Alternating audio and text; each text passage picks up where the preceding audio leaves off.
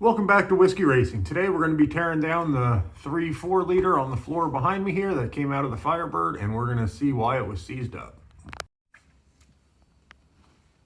So I noticed this when I pulled the plenum off when I was pulling the engine out of the car. That's down into cylinder number 1.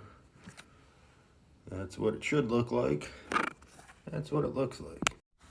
So I'm going to start by yanking the power steering bracket off there since it's bolted to that head, and then probably start pulling the rockers and stuff off. For the trans, I'm just going to unbolt it and try to separate it since it's seized up. I think that might be easiest, and just leave the converter attached to the flywheel there. Took the thermostat housing out. That looks beautiful in there. So we're taking the rockers off this side. Nothing seemed out of place. Pull the push rods out here.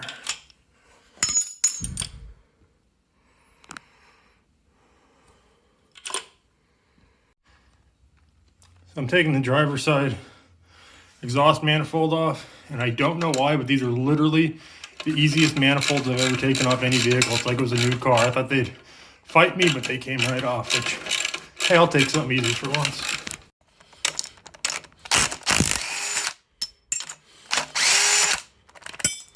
You can see we're very careful when disassembling an engine.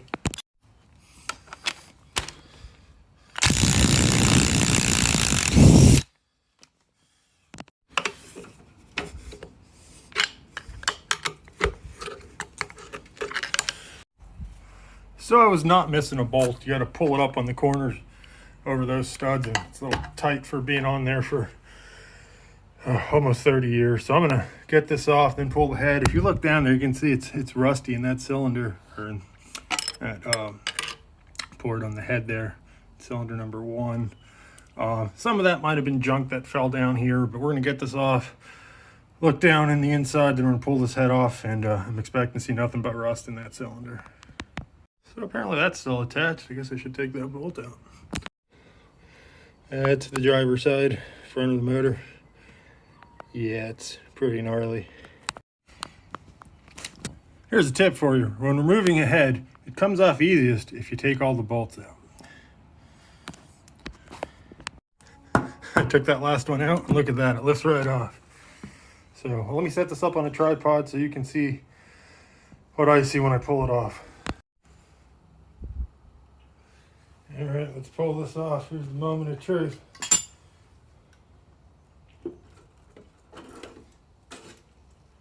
That is, if you followed along with the build, that is a whole bunch of Marvel Mystery Oil. I'm trying to think what all I dumped in here. I don't remember, but that's what that is. It's not, I thought it was fuel or antifreeze or something, but no, it's definitely Marvel Mystery Oil.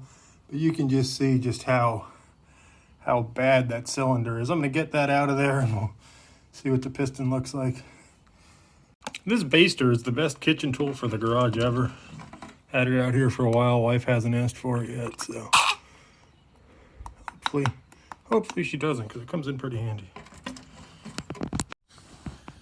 All right, so I got the rest of the oil out. That's what you're left with. That's thick. Feels like dirt, mud.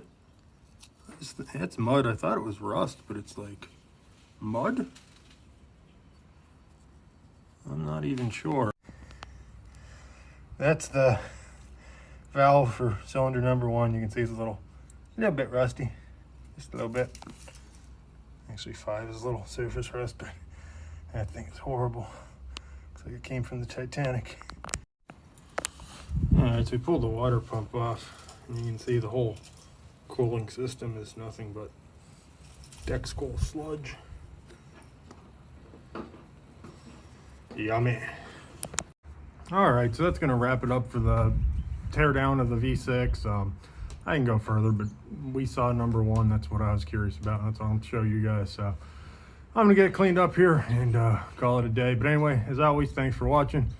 Give it a thumbs up. Hit the subscribe button if you haven't already. And maybe I'll see you at the scrapyard dropping this boat anchor off. Later.